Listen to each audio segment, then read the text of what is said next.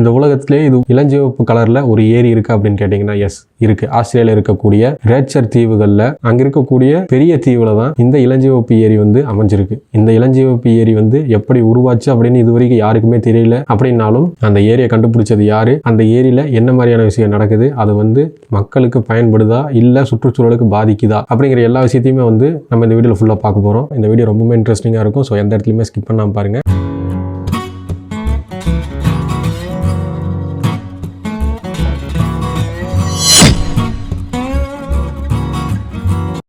வணக்கம் நண்பா, தமிழ் சேனல் உங்களை வரவேற்கிறேன். இன்னைக்கு நம்ம என்ன டாபிக் பார்க்க போறோம்னா, அழகான இளஞ்சிவப்பு நிறத்தில் இருக்கக்கூடிய ஒரு ஏரி. அப்படி நிஜமாலுமே ஒரு ஏரி இருக்கான்னு கேட்டீங்கன்னா எஸ், கண்டிப்பா இருக்கு. அதை பத்தி தான் இன்னைக்கு நம்ம இந்த வீடியோல ஃபுல்லா பார்க்க போறோம். ஆக்சுவலா இந்த ஏரி உயரமான இடத்துல இருந்து பார்த்தா இளஞ்சிவப்பு நிறத்திலையும், கடற்கரை ஓரத்துல இருந்து பார்த்தா ரத்த சிவப்பு கலர்லையும் காட்சி அளிக்கக்கூடிய ஒரு வினோதமான வித்தியாசமான ஒரு ஏரி. இந்த உலகத்துல இந்த மாதிரி இன்னொரு ஏரி எங்கேயுமே இப்போ வரைக்கும் கண்டுபிடிக்கப்படல. உலகத்தில் இருக்கக்கூடிய ஒரே ஒரு இளஞ்சிவப்பு ரத்த சிவப்பு ஏரினா அது இது மட்டும்தான். அந்த கலர்ஃபுல்லான ஏரி எங்க இருக்கு, அந்த ஒரு ஏரி மட்டும் இந்த கலர்ல காட்சி அளிக்கிறதுக்கான காரணம் என்ன அப்படிங்கிற மாதிரி எல்லா விஷயத்தையும் நம்ம இந்த வீடியோல கம்ப்ளீட்டா பார்க்க போறோம். இந்த வீடியோ ரொம்பவே இன்ட்ரெஸ்டிங்கா இருக்கும். ஸோ எந்த இடத்துலையுமே ஸ்கிப் பண்ணாம பாருங்க. அதுக்கு முன்னாடி இந்த மாதிரி இன்ட்ரெஸ்டிங்கான மிஸ்டீரியஸான டாபிக்கை ரெகுலரா நீங்க வாட்ச் பண்ணணும்னா நம்ம சேனலை சப்ஸ்கிரைப் பண்ணுங்க. சப்ஸ்கிரைப் பண்ண கையோட ஆளுங்கிற நோட்டிஃபிகேஷன் கொடுத்து வச்சுக்கோங்க. அப்பதான் நம்ம போடக்கூடிய எல்லா வீடியோஸும் உடனுக்குடன் உங்களுக்கு நோட்டிஃபிகேஷனா சேரும். ஸோ இப்போ வாங்க, அந்த ஏரி எங்க இருக்கு, அந்த ஏரியோட பேர் என்ன அப்படிங்கிற எல்லா விஷயத்தையும் நம்ம பார்ப்போம். இந்த ஏரியோட பேரு ஹில்லர் லேக். இந்த ஏரி ஆஸ்திரேலியா நாட்டோட கட்டுப்பாட்டில் இருக்கக்கூடிய தீவுகள்ல ஒரு தீவுல சுத்தியும் காடு இருக்கக்கூடிய ஆள் நடமாட்டமே இல்லாத ஒரு தீவுல தான் இந்த ஏரி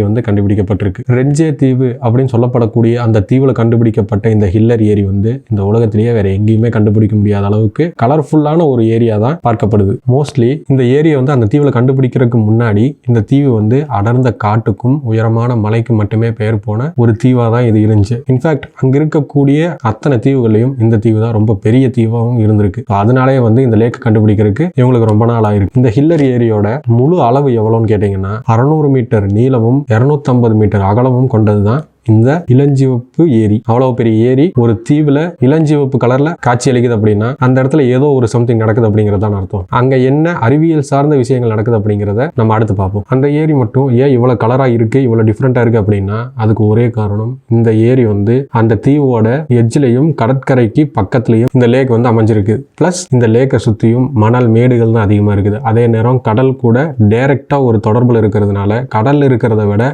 இந்த தண்ணியில அதிகமான அளவுல உப்புச்சத்து இருக்கிறதுனால அங்க நடக்கக்கூடிய வேதியியல் மாற்றத்தினாலையும் இந்த தண்ணி இந்த கடல்ல காட்சி அளிக்குது அப்படின்னு ஆய்வாளர்கள் சொல்றாங்க. இதை கேட்கும்போது நீங்க எங்கேயும் பார்த்த மாதிரி இருக்கு இல்லையா? எஸ், இதே மாதிரி ஒரு பிளட் ஃபால்ஸ் அண்டார்டிகால கண்டுபிடிச்சிருக்காங்க. அதை பத்தி நம்ம ஒரு வீடியோ கம்ப்ளீட்டா டீடைல்டா போட்டிருக்கோம். அந்த வீடியோட லிங்கை நான் டிஸ்கிரிப்ஷன்லயே கொடுக்குறேன், இங்க ஐ பட்டன்லயே கொடுக்குறேன், மிஸ் பண்ணாம பாருங்க. அதுவும் ஒரு மிஸ்டீரியஸ். ஏன் சொல்றேன்னா அண்டார்டிகால பிளட் ஃபால்ஸ் அப்படிங்கிறது இப்போ ரீசெண்டாக தான் கண்டுபிடிச்சிருந்தாங்க. பட் இருந்தாலும் அது சுத்தியும் வெள்ளை பனிகளுக்கு நடுவில் ரத்த சிவப்பு கலர்ல ஒரு நீர்வீழ்ச்சி அந்த இடத்துல கண்டுபிடிச்சிருக்காங்க. ஸோ அதை பற்றின வீடியோ தான் அது. அதை கம்ப்ளீட்டாக பாருங்க, மிஸ் பண்ணிடாதீங்க. Okay, back to the topic. கடலுக்கு பக்கத்தில் இருக்கிறதுனால தான் இந்த லேக்ல அதிகமான உப்புச்சத்தும் இரும்புச்சத்தும் இருக்கிறதுனால இது கலர் மாறி சிவப்பு கலர்ல காட்சியளிக்குது. இதை பத்தி கம்ப்ளீட்டா ஆராய்ச்சி பண்ணணும் அப்படின்னு சொல்லி ஒரு குழு அந்த இடத்துக்கு போறாங்க. அந்த ரிசர்ச்சஸ்ல என்ன நடக்குதுன்னா இந்த ஏரியில சில நுண்ணுயிர்களும் வாழுது அப்படிங்கிறதையும் அவங்க கண்டுபிடிச்சிருக்காங்க. இப்ப இந்த ஏரியை முதல்ல யார் கண்டுபிடிச்சான்னு பார்ப்போம். இந்த ஏரியை முதல்ல கண்டுபிடிச்சவர் மேத்யூ பிளிண்டர்ஸ் அப்படிங்கிறவர் தான் இந்த ஏரியை முதல்ல கண்டுபிடிச்சவர். அவர் எப்படி கண்டுபிடிச்சாருன்னா அந்த தீவில் இருக்கக்கூடிய உயரமான ஒரு மலை மேல இவர் ஒரு ட்ரெக்கிங் மாதிரி போயிருக்காரு. இன்ஃபேக்ட் அது 1802 வருஷம். அந்த வருஷத்துல அவங்க அதுக்கு முன்னாடி வரைக்கும் அந்த தீவுல இந்த அளவுக்கு யாருமே உள்ள போனது கிடையாது. இவர் தான் ஃபர்ஸ்ட் உள்ள போனவர். அதே மாதிரி இவர் அந்த மலை உச்சிக்கும் போயிருக்காரு. அந்த மலை உச்சியிலிருந்து பார்க்கும்போது வினோதமான ஒரு விஷயத்தை இவர் நோட் பண்றாரு. அது என்னன்னா அதுதான் இந்த லேக். இந்த லேக் சிவப்பு கலர்ல கடற்கரை ஓரத்துல காட்சி அளிச்சிருக்கு. இவர் இதை பார்த்துட்டு அது பக்கத்துல போய் அது என்னன்னு பார்க்கணும் அப்படிங்கிற ஒரு கியூரியாசிட்டியில அங்க போறாரு. அங்க போனதுக்கு அப்புறமா தான் தெரிஞ்சது அது ஒரு ரெட் லேக் அப்படிங்கிறது. அவரோட ஃபர்ஸ்ட் எக்ஸ்பீரியன்ஸை அவர் ஷேர் பண்ணியிருக்காரு. அந்த ஸ்டேட்மெண்ட் என்னன்னா இந்த ஏரி கடலுக்கு பக்கத்துலயும் மணல் திண்டுகளாலையும் சிவப்பு கலர்லையும் சுத்தியும் காடுகளுக்கு நடுவுல இயற்கையா அமைஞ்சிருக்கக்கூடிய ஒரு அழகான லேக் அப்படின்னு அவர் தன்னோட ஃபர்ஸ்ட் எக்ஸ்பீரியன்ஸை சொல்றாரு. அது மட்டும் இல்லாம இந்த ஏரிக்கு இவர் தான் ஹில்லர் ஏரி அப்படின்னு பேர் வச்சதுன்னு சொல்றாங்க. பட் ஆனா அது ரெக்கார்டிக்கல எங்கேயுமே ப்ரூவ் பண்ணல. பண்ணலை. இவர் கண்டுபிடிச்சதுக்கு அப்புறமா இவர் வந்து ஆஸ்திரேலியன் கவர்மெண்ட் கிட்ட சொல்றாரு. அது வந்து அந்த கவர்மெண்ட்டை ரொம்பவே ஆச்சரியப்பட வைக்குது. அதுக்கப்புறமா சில ரிசர்ச்சஸ் நடந்துச்சு. அது மட்டும் இல்லாமல் இந்த இடத்த ஒரு பிசினஸ் மாடலாகவும் மாத்துறதுக்கு முயற்சி பண்ணியிருக்காங்க. எப்படின்னா, கடலில் இருக்கிற உப்பை விட இந்த லேக்ல இருக்கிற உப்பு ரொம்ப அதிகமான ஒரு அடர்த்தியான ஒரு உப்பாக தான் இருந்திருக்கு. அப்படிங்கிற காரணத்தினால இந்த லேக் மூலியமா உப்பு தயாரிக்க முடியுமா அப்படிங்கிற ஒரு ஆராய்ச்சியும் அங்கே நடத்தப்பட்டிருக்கு. பட் அன்பார்ச்சுனேட்லி அந்த ப்ராசஸ் வந்து ஃபெயிலியர் ஆயிருக்குது.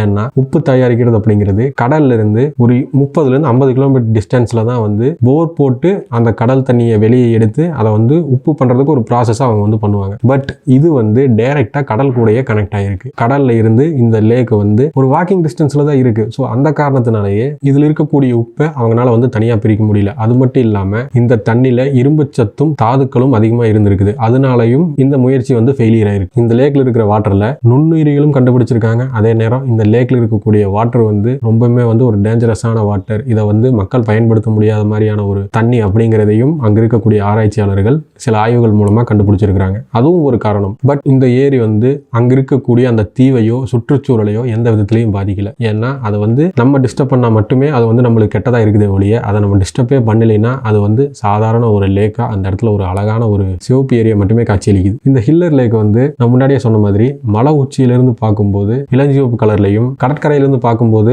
ரத்த சிவப்பு கலர்லையும் காட்சியளிக்குது அப்படின்னு சொல்லியிருந்தேன் இல்லையா? அதுக்கான விளக்கம் இப்போ வரைக்கும் யாருனாலையுமே கொடுக்க முடியல. அதுக்கு என்ன காரணம், அது ஏன் அந்த மாதிரி ரெண்டு ரிஃப்ளெக்ஷனா காட்சியளிக்குது அப்படிங்கிற எந்த ஒரு கரெக்டான ஒரு டெஃபினேஷனுமே இப்போ வரைக்கும் யாராலையுமே கொடுக்க முடியல. இப்போ ரீசெண்டா அந்த லேக் வந்து தன்னோட நிறத்தை மாத்தி இருக்குது அப்படின்னு கூட ஒரு சிலர் சொல்றாங்க. அதுக்கு என்ன காரணமா சொல்றாங்கன்னா, அந்த பகுதியில் வந்து மழை அதிகமாக பெஞ்சதுனால மழை தண்ணி சுத்தமான தண்ணி வந்து அந்த சிவப்பு ஏரியில வந்து கலந்ததுனால அதோட நிறம் வந்து கொஞ்சம் மாறி இருக்கு அப்படின்னு சொன்னாலும் அது வந்து ஒரு தற்காலிகமான ஒரு சேஞ்ச் தான். அந்த நிறம் வந்து மீண்டும் பழைய நிலைமைக்கு மாறும் அப்படிங்கறத வந்து அங்க இருக்கக்கூடிய ஆய்வாளர்கள் சொல்றாங்க. அது மட்டும் இல்லாம இந்த தீவுக்கு போறதே வந்து கொஞ்சம் ஒரு ரிஸ்கான ஒரு வேலைன்னே சொல்லணும். ஏன்னா அந்த தீவை சுற்றியும் நிறைய சின்ன சின்ன தீவுகள் இருக்கு. அதே மாதிரி அந்த தீவுக்கு அதிகமான போக்குவரத்தும் கிடையாது. ஏன்னா அங்க வந்து எந்த மக்களும் அங்க வந்து இல்ல. இந்த காரணத்தினால அந்த லேக்குக்கும் அந்த தீவுக்கும் போகக்கூடிய வழிகள் வந்து ஒரு சிலருக்கு மட்டுமே தெரியும். டூரிஸ்ட் பிளேஸா இருக்குன்னு சொன்னாலும் அதை வந்து கவர்மெண்ட் அபிஷியலா டூரிஸ்ட் பிளேஸா அறிவிக்கல. அங்க போய் பார்க்கணும் அப்படிங்கிறது அவங்களோட ஓன் ரிஸ்க் தான். இந்த காரணத்தினாலேயே அந்த இடத்த அதிகமா யாருமே வந்து